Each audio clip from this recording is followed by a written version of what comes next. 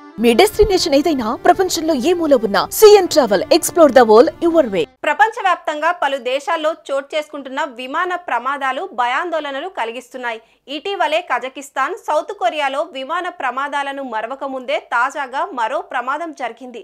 కెనడాలోని Halifax విమానాశ్రయంలో air Canada విమానం landing gear విఫలమై emergency landing అయింది. ఈ సమయంలో విమానం రన్వేపై అదుపు తప్పింది.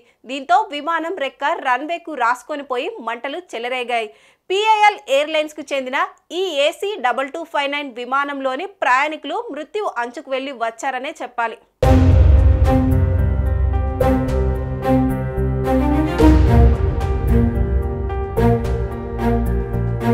ఘటనపై వెంటనే స్పందించిన ఎమర్జెన్సీ టీములు మంటలను ఆర్పేసి పరిస్థితిని అదుపులోకి తెచ్చారు. దీంతో ప్రాణ నష్టం తప్పింది. ప్రయాణికులు క్షేమంగా ఈ ప్రమాదం నుంచి బయటపడ్డారు. విమానం ల్యాండ్ కాగానే పెద్ద శబ్దం వచ్చిందని చాలా భయపడ్డామని ఓ ప్రయాణికుడు తెలిపారు. త్రుటిలో తప్పిన ఈ ప్రమాదంతో విమాన సిబ్బంది, ప్రయాణికులు ఊపిరి పీల్చుకున్నారు. కాగా ఈ విమానం సెయింట్ జాన్స్ నుండి వస్తుండగా ల్యాండింగ్ సమయంలో సమస్య తలెత్తిందని అధికారులు తెలిపారు. విమానం రన్వే నుండి పక్కకు వెళ్లి అందులో కొంత భాగం మంటల్లో చిక్కుకుపోవడంతో కెనడాలోని హాలిఫాక్స్ విమానాశ్రయాన్ని తాత్కాలికంగా మూసివేశారు.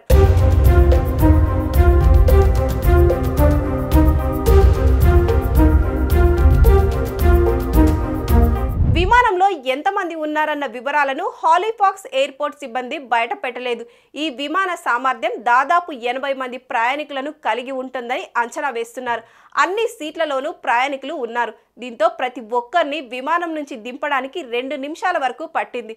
ప్రయాణికులకు ప్రాణహాని కలిగించే గాయాలు కాలేదని సమాచారం. నార్వేలో కూడా విమాన ప్రమాదం చోటు చేసుకుంది. రాయల్ డచ్ కు చెందిన ఓ విమానం టోర్ఫ్ ఎయిర్పోర్ట్లోని రన్వేపై అదుపు తప్పింది. టేకాఫ్ అవుతున్న సమయంలోనే హైడ్రాలిక్ ఫెయిల్యూర్ కావడంతో విమానం అదుపు తప్పినట్లు సమాచారం. ఈ ప్రమాదం జరిగిన సమయంలో మొత్తం 182 మంది ప్రయాణికులు ఉన్నారు. ఆ విమానం గడ్డి మీద ల్యాండ్ కావడంతో పెను ప్రమాదం తప్పింది.